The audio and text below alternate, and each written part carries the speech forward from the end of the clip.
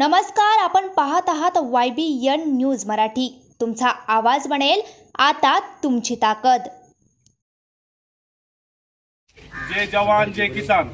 सर्व शेतकरी बांधवांना एक विनंती आहे की ज्या आपल्या शेतातले बोंड असतील, सरकी असेल, कापूस असेल, तूर असेल, तसेच फळबागाचे नुकसान झाले असेल त्याचे जिओटॅगचे फोटो असतील, व्हिडिओ असतील, ते काढून ज्या ते आपल्या ग्रुपवर टाका, जेणेकरून आपल्या गावाची जी व्यथा असेल ती सरकारपर्यंत जाईल आणि सरसकट पंचनामे होतील। या ठिकाणी पहा तुम्ही, आजचा कापूसाची तयारी चालू आहे आणि या पावसाने सारी नुकसान केली।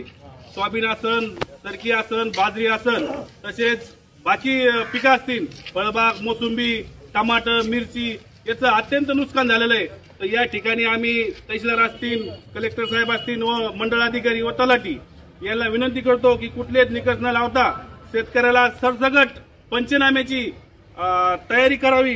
कुठले आम्ही त्याचं ऐकलं की आम्ही स्पॉटवर जाऊन पंचनामे करू, असं करू, पण तसं काही चालणार नाही की जेणेकरून या शेतकऱ्याचं आता नुकसान झालेलं आहे। या संकटातून शेतकरी निघला पाहिजे। आणि दुसरा मुद्दा, शेतकऱ्याला सरसकट कर्जमाफी झाली पाहिजे, तात्काळ झाली पाहिजे, जेणेकरून हा शेतकरी बळीराजा कुठेतरी उभा राहील।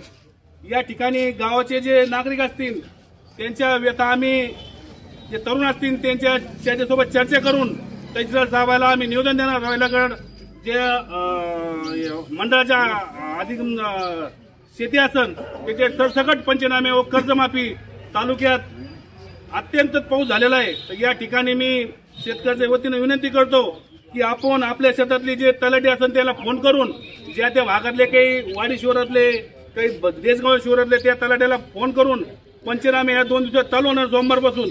आपापल्या शेतात असतील त्याला फोन करून वारंवार फोन करा। त्यांना जर काही तकलीफ दिली तर आम्हाला सांगा, आम्ही तहसीलदारला फोन करू। या ठिकाणी गावाच्या वतीनं आम्ही सोमवारी तहसीलदार साहेबांना निवेदन देणार आहे। तर साऱ्याला विनंती आहे की आपापली सही त्या कागदार करून जा, जेणेकरून तिथं सह्याचं दिसलं पाहिजे, जेणेकरून शेतकऱ्याची नुकसान झाली। या ठिकाणी घोषणा देऊ आपण, सरसकट कर्जमाफी झालीच पाहिजे, सरसकट कर्जमाफी झालीच पाहिजे, सरसकट कर्जमाफी झालीच पाहिजे, सरसकट पंचनामे झालेच पाहिजे। शेतकरी एकजुटीचा जय असो। साऱ्याला विनंती आहे